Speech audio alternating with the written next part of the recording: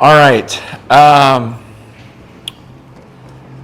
So last week we talked about the Christian leader because we thought it'd be good for all of our pastors to be Christians.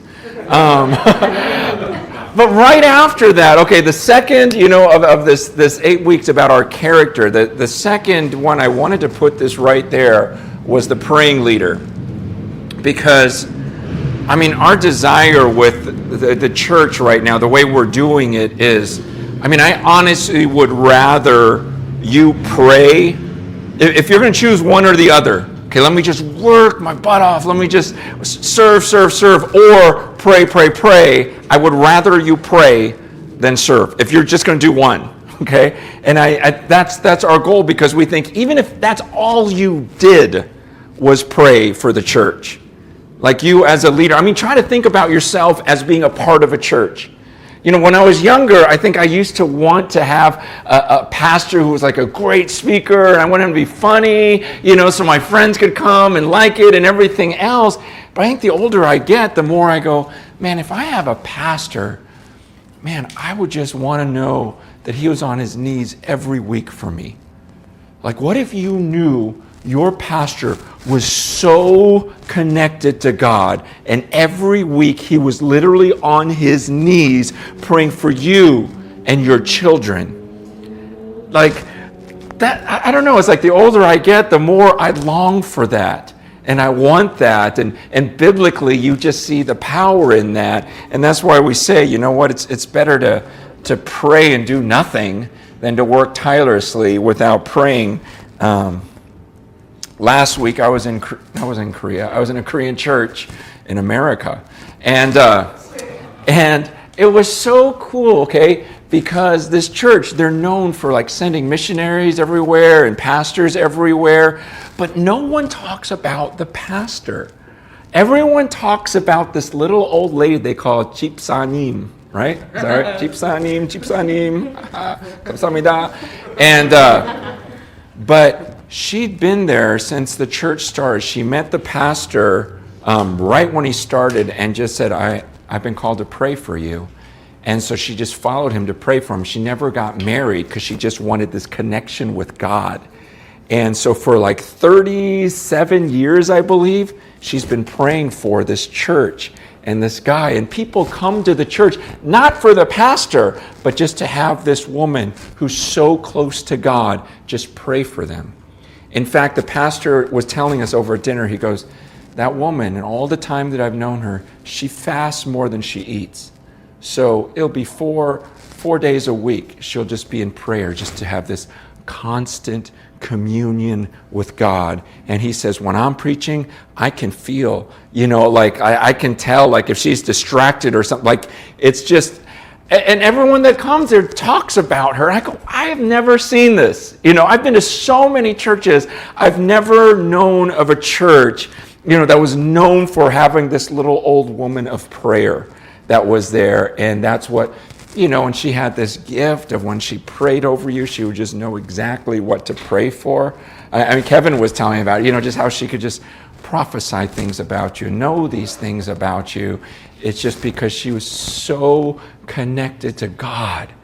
Like, I'm not going to get married because I'm just in love with him and I just want to be with him. And there was part of me that was just jealous, like, oh, can we take her? I want to hire her just to be here, because it's so rare that you hear of someone that's known for knowing God. Like, that's your reputation. That guy just knows Jesus. So she just knows him. They're just one, and you just walk around. And, so the first thing I do when I get to this church is like, where is this lady? And will you pray over me? Will you just lay hands on me and pray for me? I just want this. And that's what I want us to be. Like, that's why I don't want to be known as, oh man, that guy's such a good speaker, or this or that. Like, that's so shallow. Like, I want to be known as someone that, oh yeah, he just knows Jesus. He just walks with Jesus. Like, his life is about prayer. And man, I want you guys to be, as you guys are especially the ones that I pray for this morning. I was on my knees praying for the pastors and leaders. And as some of you guys are trained to be the pastors and leaders now, like, I want my biggest contribution in your life is for you to know that I care about you and that I'm on my knees literally praying for you by name. And not just praying, I hope he does this well, but just praying for your depth in your walk with the Lord. And so I would love it if all of our churches are characterized by that, where they know that if nothing else, maybe you're not the greatest speaker, maybe you're not this genius or this great leader, but they just know, you know what? My pastor really knows God. He and his wife, like they know him and they pray for me by name and ask that I grow, and it's changing me. Like I believe the church can be that way, where it's the prayer and the culture of prayer. That's why I put this so high on the list. It's like, yes, number one, let's make sure we really are saved by the blood of Jesus and we've decided to follow Jesus. And number two, let's just make sure we're men and women of prayer. And if it could be our goal to be known as people who know Jesus, man, that would just be awesome. I mean, isn't that the type of group you want to be around? And just to know, gosh, the partnership we have in this room is that we pray for one another. And these are people who know Jesus deeply and love him deeply. So it's not just saying, hey, let's pray and let's force ourselves to pray, but it's that desire, like we want to pray because we love Jesus. So I don't know what type of church you grew up in, but for me, I think growing up, it was kind of this chore, this guilt thing. It's like, did you do your prayer time? It's like, I missed 2 days or this or that. And we didn't talk about the heart of it that often. Like, I just love him, and I can't get enough of him. Right? That's what Matthew 22 is all about, right? What's the greatest command? To love the Lord with all your heart, soul, and mind. It's like, gosh, I want to do this. I want to be with him. I long for him. I miss him when I'm not around him enough. Because if we ourselves don't have that in us, then what are we going to reproduce? We're going to reproduce people who do things out of guilt or out of duty or whatever else, and we want to reproduce lovers of God, right? And so it's us, like we talked about last week, like people are going to take on our characteristics. Our children are going to become like us, and our spiritual children are too. And so we want to be men and women of prayer, not just to say that we do it, but because in our hearts we love him, and we want nothing more. I mean, the peace, you guys know what I mean, like the peace you have when you're just close with Jesus, when you know your prayer life's there, and you can just sense his presence with you everywhere. Like, that's what we want to be, and that's what we want to multiply. That passage in Revelation 2 is always convicting, isn't it? The church in Ephesus, because they did so many things right. In verse 2, it says, I know your works, your toil, your patient endurance, how you cannot bear with those who are evil, but you've tested those who call themselves apostles and are not, and found them to be false. I know you're enduring patiently and bearing up for my name's sake, and you've not grown weary. But I have this against you, that you've abandoned the love you had at first. Remember, therefore, from where you have fallen, repent and do the works you did at first. If not, and this always surprised me, if not, I will come to you and remove your lampstand from its place unless you repent. That seems so extreme to me. Because he says, you've lost that love. And if you don't get that back, I'm just going to remove your lamps. The lampstand represented the church. Like the church itself. He goes, I'm just going to remove this whole church. And I read it, I go, but it's an awesome church. I mean, think about what they're characterized. They're characterized by toil and patient endurance. Toil, like they work themselves to the bone. I picture imagine a church that you knew everyone in there just works. They're not there to consume and everything, but they're just servants of God, they work, they endure, they can't bear with those who are evil, so they don't put up with sin. Imagine a church that was like, man, they're confronting the sin in the church. They're about holiness. And then it says, and they tested those who call themselves apostles and are not, and found them to be false. So it was a church that knew their doctrine.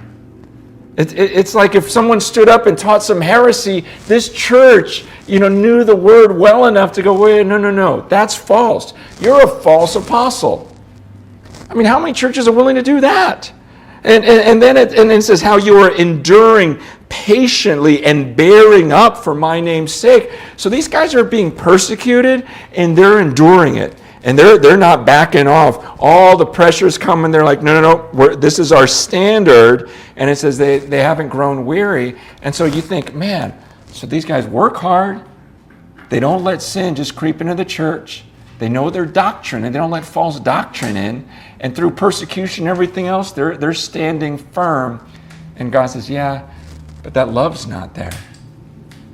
And if that love's not there, then I'll just remove your lampstand from its place. And I go, wow. This is the greatest command. He wants us to be lovers of him. And I get caught up in this. I think this is one of the things that we can get caught up in. I mean, you guys are here because you're doers. I think those who are part of our churches realize, man, this isn't just sitting back. We're going to do something. That's a good thing. I don't want to lose that.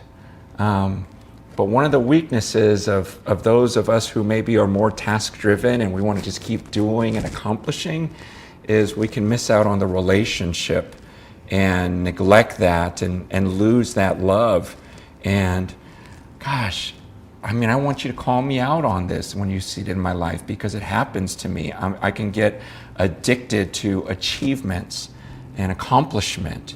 And it's like, oh, and I haven't had that fellowship with the Lord, and I'm missing out on that. And I don't want to be just a guy that has a list of accomplishments at the end of his life. I don't want to waste my life. And the Bible speaks against being idle, but I want to do that while I'm in this deep, deep love relationship with God. And that's what he wants. I think that's what every father wants. I mean, sometimes we can look at God almost like mechanical. You know what I mean? Like he doesn't feel or he doesn't desire, because that feels almost like a fleshly human thing. And yet, where does all our desire come from? It's from our Creator. We're made in his image. And so when it talks about his Spirit who jealously yearns for us and longs for us, and I think those of us who are dads, we get that picture. We understand it. Like, I mean, honestly, our 4-year-old Claire, she just started really liking me lately. It's awesome, Like even right before, it's like, she just hold it, Dad, can we go to the park? Right before I came here, and I thought, this is so cool. And usually when Mercy, walks in, she runs to Mercy, and Mercy's like, and she goes, no, I want to stay with Daddy. I'm like, yeah, because I think, 6th, 7th, whatever number she's, They have so many people they can run to now. Whereas with Rachel, it's like, hey, me or Mom, and of course me. It was just, okay. But, it's like she just would play with me. But now that she has so many options, with Claire and people living with us and all these people, when she comes and desires me, it's like, this is the best. This is the best. I didn't force her. I didn't say, hey, how come you didn't hug me? She just longed for it. I mean, that's the dad, right? That's the father's heart. And whenever I read this passage, I think of the time when Rachel was a little girl and I bought her a cat, which I hate cats. I can't stand cats. But she wanted one so badly that I made that sacrifice for her. I'm like, hey, look what I got you, and just the thrill of this little 5-year-old, like she just couldn't contain herself. And my favorite part of the day was when I would drive home, the garage door would open, and she'd run out to my car and jump on my lap and like kiss me or just like suck on my cheek. It was like, Daddy, And I remember after I bought her the cat, like I opened the garage door and no one's running out, I run in the house, hey, Daddy's home, and nothing. And I go back into her room. And she's sitting there. I'm like, hey, Daddy came home. What are you doing? She goes, oh, playing with the cat. You know? And I was like, okay, I never liked the cat to begin with. But now it's like, oh, man. So I got rid of the cat. We did. It started scratching her. So I was like, we got to get rid of that thing. But I think about like the jealousy of, man, I gave you that cat out of love, and now that cat's replacing me? You know, you're going to give that cat all of your affection? And in the same way, it's a weird thing, but ministry can become that. And it's that weird balance, because of course we're going to serve the Lord, and this is out of a love for you. But to somehow maintain that relationship of every day, God, oh, so good knowing you. And today I just want to go out, I want to kill it, you know, with you. You know, it's this relationship. I want everyone to know you like I know you. And so even as we talk about prayer, understand that it's not prayer to check off a list, but you pray because you love him. And then as you become that man or woman that's in love with Jesus, to multiply that. That's why I thought about that lady, you know, that Korean lady. And I thought, I wonder how many disciples she has, you know, that she's brought up that way, to just be deeply in love with Jesus, and in a sense married to him, and he's just the love of your life. And so I want to become more like that. I think when we hear a story like that, you go, man, wouldn't it be cool to be her that close to Jesus? And to say, man, that's available to me. And I love having examples like that in my life, to go, okay, I got something to shoot for now. I want to know him that well. So you pray because you love Jesus, but another reason why I want us to be people of prayer is we need to pray humbly, because our effectiveness is directly tied to our prayer life. Man, I didn't leave big church just to have a small church. Like, to me, it was like, no, I think small can multiply, and we can reach the masses, and I want to do that. But the effectiveness in ministry isn't tied to a strategy or doing this, or this. I mean, at least when I read Scripture, I see that a person's effectiveness in ministry is directly tied to their connection to God, right? I mean, is this book about clever strategies? No, it's about men and women who just knew God deeply. And because they knew him deeply, things would just happen. I think of James chapter 4. You guys know these verses, 6 through 10, where he says, first in verse 5 is where he says he yearns jealously over the Spirit that he has made to dwell in us. But he gives more grace. Therefore, it says, God opposes the proud, but gives grace to the humble. Submit yourselves, therefore, to God. Resist the devil, he'll flee from you. Draw near to God, and he'll draw near to you. Cleanse your hands, you sinners. Purify your hearts, you double-minded. Be wretched and mourn and weep. Let your laughter be turned to mourning, and your joy to gloom. Humble yourselves before the Lord, and he will exalt you. I mean, the person who humbly comes before God is the person that's going to experience the grace of God. But it says he opposes the proud. So if I arrogantly come up here and go, oh, I know how to speak. I know how to put together a message. You know what? I know how to strategize and reach the world. You know, like if I do that, the Bible says he's going to oppose me. Like the God of the universe will oppose my arrogance. I mean, he says that over and over and over, right? That's what this book is about again. Like people who trust in people, God says, I'm going to humble them. And people who trust in me, I'm going to blow their minds. I'm going to have them do these miracles. There's going to be crazy things happen. So our best chance at success and effectiveness for the kingdom is just to be these humble prayer warriors that depend on God, lovers of God. few of us took a trip to visit one of my mentors, this leader in India who's just done an amazing work. Millions of people now that have, literally millions. And just asking him about, hey, how do you do this? How do you structure this? When you got like 2.8 million people, how do you do this, this? And he was just like, that's such an American question. You want to know the strategy. And he says, here's what I do. I look for the most humble people I can find, and I make them my leaders.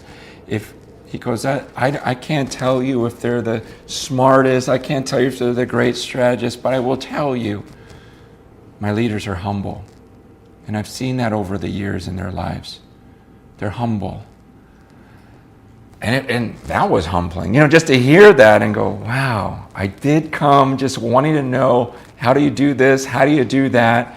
Because I come with that mindset of a strategist. If you plan it out right, it's going to work. And his whole thing is, no, I don't know. I don't know what we're doing, but I do know I looked for humble people of prayer. And he says, I can say that about my leaders. And man, I want us to be able to say that about us and about each other, is when they talk about us, that it's not, oh, this guy's such a good speaker, this guy's such a good leader, but it's like, I know that our group prays. I know that my pastor's a humble person. And then when the fruit happens, we can just kind of go, look, this is all we know. Is when we picked leaders, we didn't just go the most gifted. We just thought, okay, who are the servants? Who are ones that the world might not even choose? And when we look at leaders and we think about the future and we single them out and go, I think this guy or this gal or whatever, it's like, okay, are they humble? It should be right on the top of the list. And I've said this before. When you know God, any plan will work.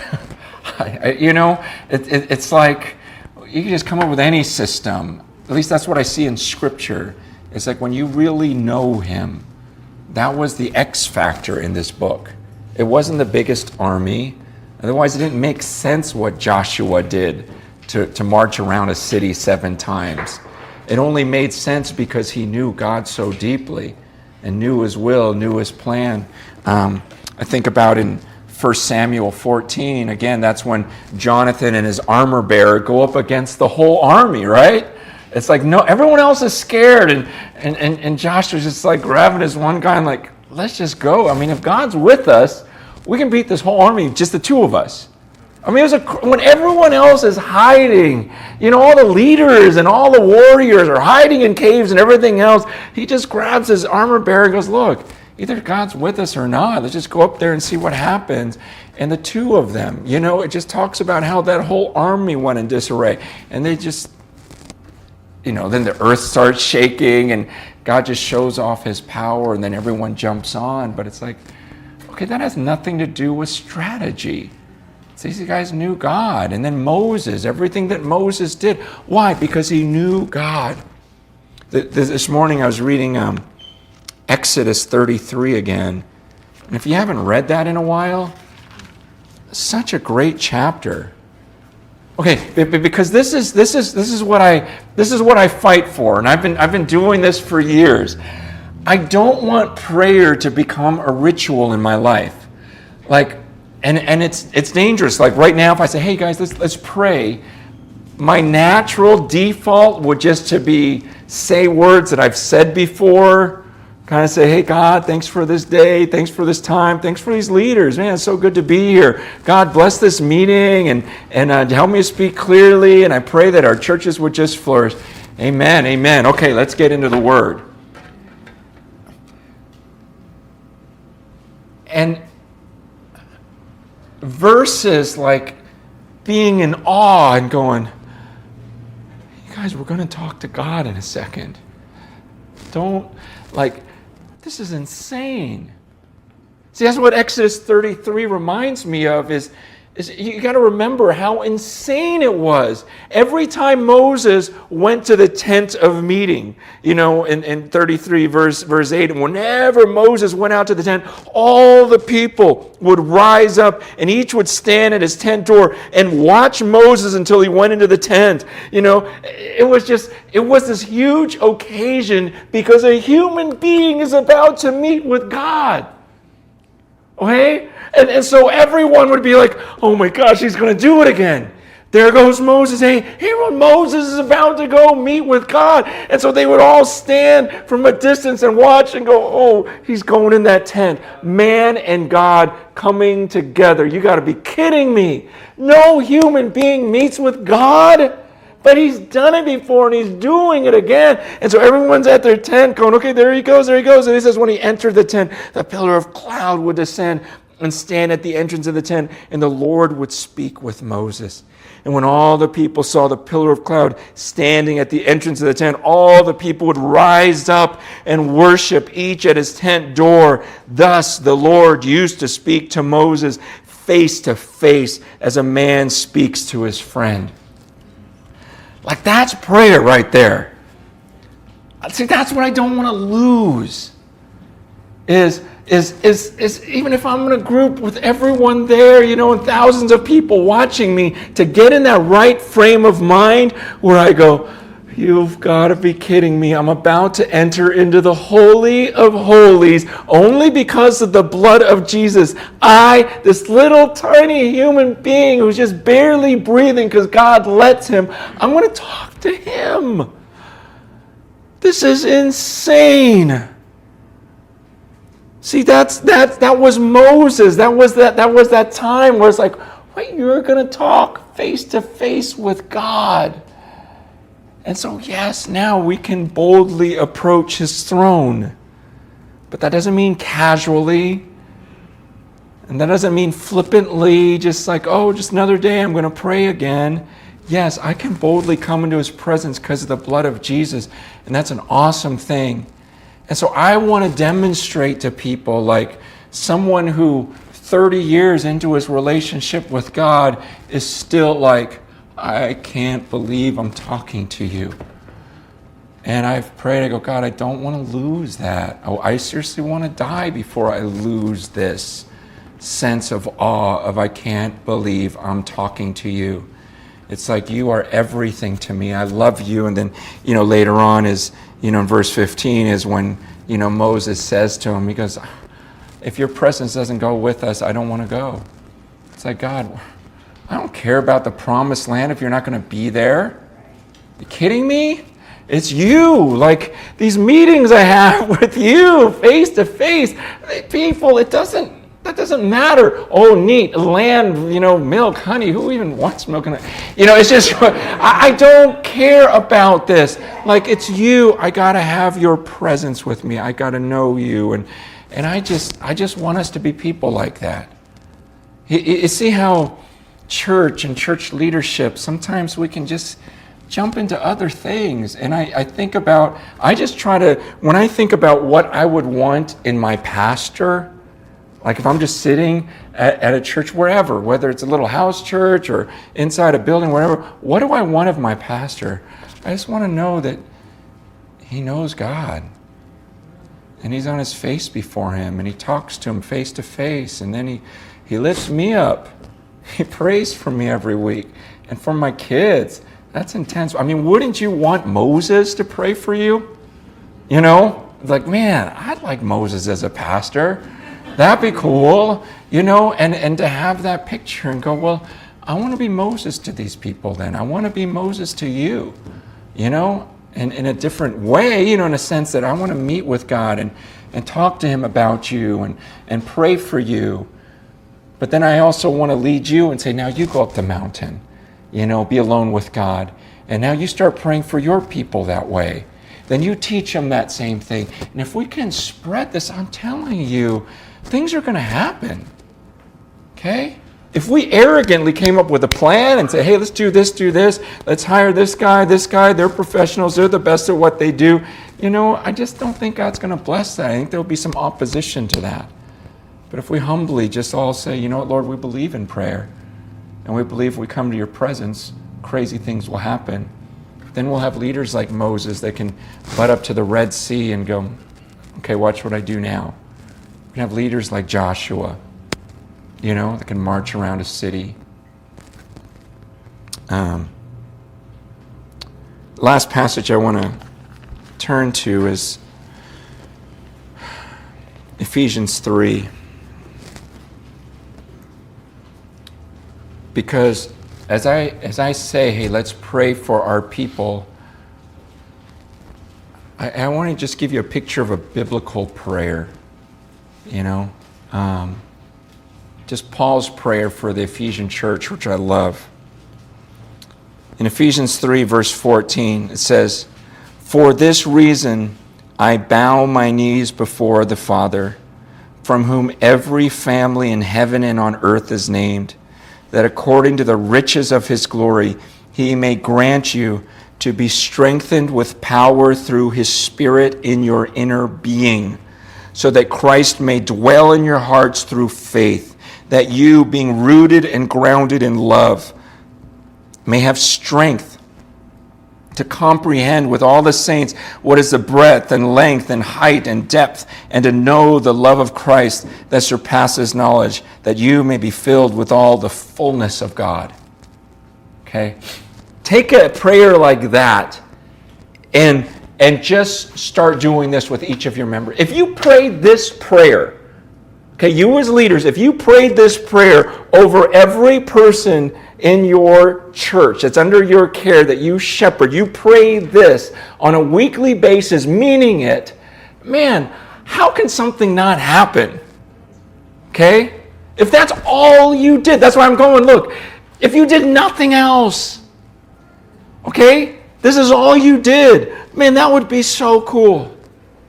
That'd be so great. And yet if you busy yourself doing a bunch of other things and neglect this, then it's like, man, Lord, help us. But what is he saying? He goes, "For this reason I bow my knees before the..." Like, there's something about that posture of prayer when you're actually on your knees. And you're putting effort. I'm not saying it's wrong to be driving and praying. I do that. I'm not, sometimes I'm even speaking on a stage and praying at the same time, in my head, like, God, help me now. Okay, well, that lady's looking at me weird, it's just, okay, so there is that, but there's other times where everything is tuned out, and I'm on my knees before God Almighty, and I'm just like, okay, God, and I bow my knees before the Father, from whom every family in heaven and earth is named, that according to the riches of his glory, I think about his glory, his power, that he would be granting you to be strengthened. Okay, these words here, I don't hear a lot of people praying this way. If you pray for me, I'd love it if you prayed for this. Because it has to do with that inner person. And sometimes in church it can be superficial. And it can just be, hey, that guy said the S word, God, help him not to say that. Just fine, sure, we don't have everyone swearing at Bible study, but it's like, no, let's get deeper at the core of the matter. It's okay to pray for people's jobs. It's okay to pray for their families. It's good. It's right. But let's take it a step further and pray for their inner person. That's what Paul prays, that you'd be strengthened with power through his Spirit in your inner being, so that Christ may dwell in your hearts through faith, so that you, being grounded and rooted in love, may have strength to comprehend. So it's about this deep inner relationship with him. See, I want you to know that when I pray for you, this is the stuff I'm praying usually. Okay? Like this morning, I was on my knees. I was praying for a lot of you by name. Brian, I prayed for you this morning. Just praying this over you. Steph, I prayed for you this morning.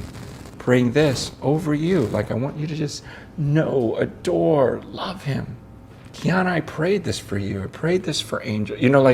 Like faces come to my mind, and I'm just like, God, I want it all inside, where it's just like a deeper, a growing, a burning, a love for you, where it's not just this external stuff.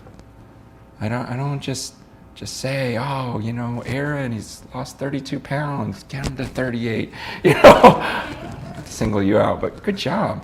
And but it's when I pray for Aaron, I pray that God fans that love, that passion like I see for him, where when you hear the word of God, it's not like a chore. I just see this lighting up, this excitement over the word, like the pure word. It's like, God, I know he's on fire right now, but even more, I want this in that inner person. Okay? Don't get caught up in all the externals. That's what the Holy Spirit, did you read this morning's reading, in Jeremiah this morning, where it just talks about how he would put this new heart in people and that they would long for his commands. It almost feel a little bit effortless, like they just want it. And gosh, I want to read it. What was it this morning? Was it 33 or 32? Yeah, it was 32. How in verse 40, I'll put the fear of me in their hearts, that they may not turn from me. I'll rejoice in doing them good, and I will plant them in this land in faithfulness with all my heart and all my soul. But I love how in verse 40, I will make with them an everlasting covenant, that I will not turn away from doing good to them. I'll put the fear of me in their hearts, that they may not turn from me. It's like, okay, God, that's what I want. Okay, that's exactly what I want. Is put it inside of them so that they can't turn from you. Like the Ezekiel passage, right? Like I want that new spirit to change their heart. And that's what Paul's praying. It's like, okay, inside that power of the Holy Spirit, that's what I want in them. And so, man, there are so many things that we can get caught up with as pastors. And there's so many things to learn, okay? Like right now we're in this society where you can just absorb information nonstop. And some of us are addicted to new information. Like it's weird. I think for years, I didn't know, I used to love sports when I was a kid, and I'd keep track of stats and everything else. But then there was this period of time where it's like, I'm not going to pull out the paper. I don't have time to look at the paper and everything. But now that it's all right there at my fingertips, it's like, oh, I know what's going on in the game today. I know how this guy's doing. And it's just like constant barrage of information. And whether it's whatever it is, and it's going to cause us to just be shallow and just keep taking in more information. And then we just start throwing information out there and And I don't want to be like that. I want to be a person that can just dwell on the Word of God, focus when I pray, and pray for my people, and pray for them deeply. And as pastors, not move on from this. So my point is, as we go on in this, we're like, okay, now let's study this part, or this, or this, or this. And prayer is one of those things I don't want us to ever move past. Like, okay, Francis gave that prayer talk. Okay, what's next? And the following, okay, what goes on from that? This is what we do in church, and we move on to all these other things to where there's 104 things, and then by the time you learn them all, then there'll be new ones, and it's like, no, I don't ever want to stray from prayer and being a church that's built on this. I want us to constantly be talking about this. I want this to be a weekly thing. That's why it's not like, okay, I prayed for the pastors when it's prayer week. No, it's like, no, I want to pray for them every week. I want to be on my knees every week. And if that's all we did as leaders, I think some pretty crazy things are going to happen. And I think God's going to bless like crazy because we're trusting Him. And so, those are the only thoughts I really had today, when it comes to prayer. I thought it'd be good if we, actually prayed, keep this short and spend some time just praying for each other.